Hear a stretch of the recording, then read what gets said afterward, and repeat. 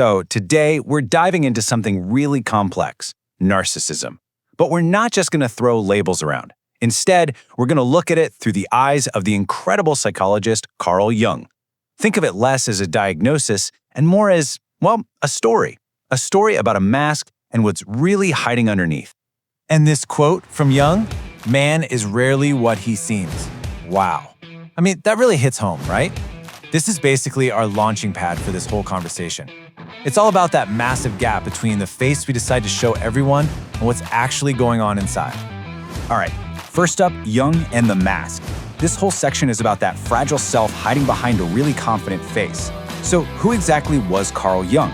Well, he was this brilliant psychiatrist who was just completely captivated by our inner lives. You know, our dreams, our fears, all that hidden stuff.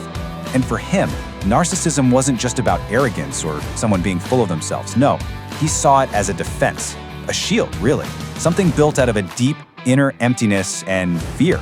And he actually had a name for this social mask we all wear, the persona. And let's be real, we all have one. It's the me you are at work, the me you are with a new group of friends. It's totally normal. It's how we get by in the world. The mask itself isn't the problem. The real trouble starts when that mask becomes everything, when we can't take it off. And this is where it all clicks into place. You see the persona on one side, needing all this validation from the outside world. And on the other, you have the true self, which is just inherently valuable. In Jung's world, narcissism is born right in that gap. The moment our connection to our real true self gets weak, that's when we start depending on the mask for our entire sense of who we are. And that is a really dangerous place to be. So let's get one thing crystal clear. Narcissism is not self-love. Not even close. It's a desperate, frantic attempt to patch over something that's deeply painful inside.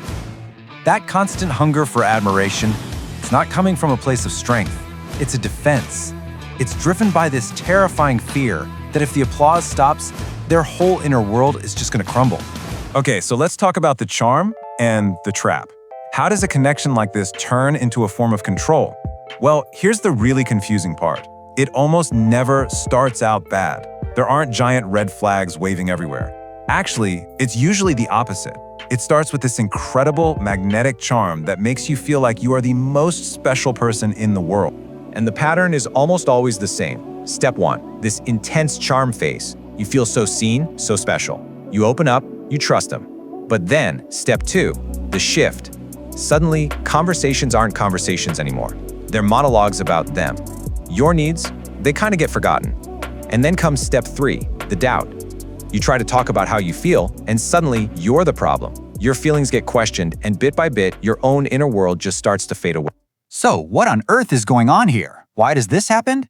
Well, Jung has a name for it, a really powerful concept that explains this whole destabilizing mess. It's called the projection of the shadow. Basically, it's when their self-doubt becomes your problem. So shadow projection, what is it? It's basically an unconscious trick the mind plays. Everything that a person can't stand about themselves, their own insecurities, their own flaws, the stuff they really dislike, they don't deal with it. They don't even look at it. Instead, they just throw it onto someone else. They project it onto you. So you hear this. You're overreacting.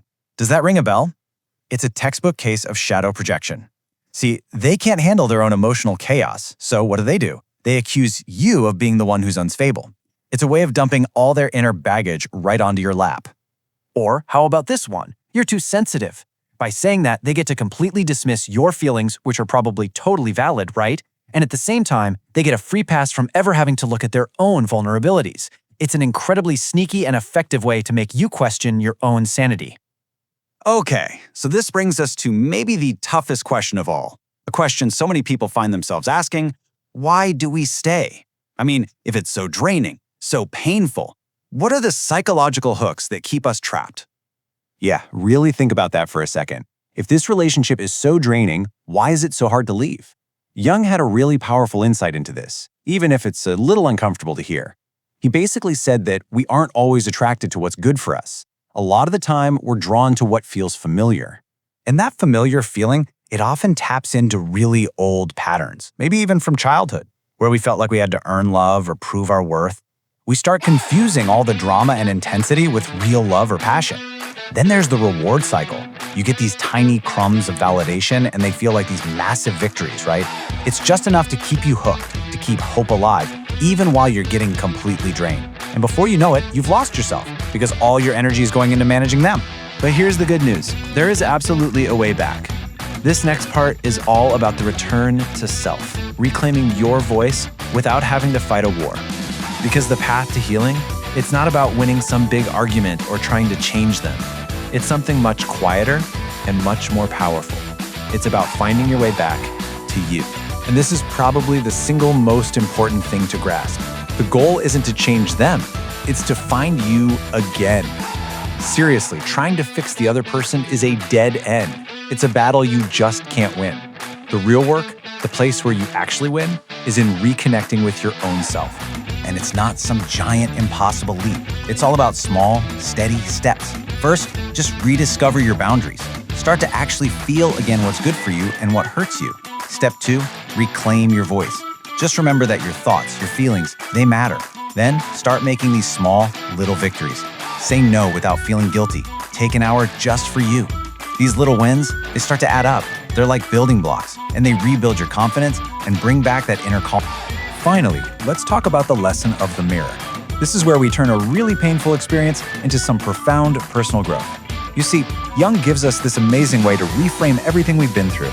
He suggests that even a relationship this difficult can act as a kind of mirror, showing us things about ourselves we needed to see. And this quote just says it all.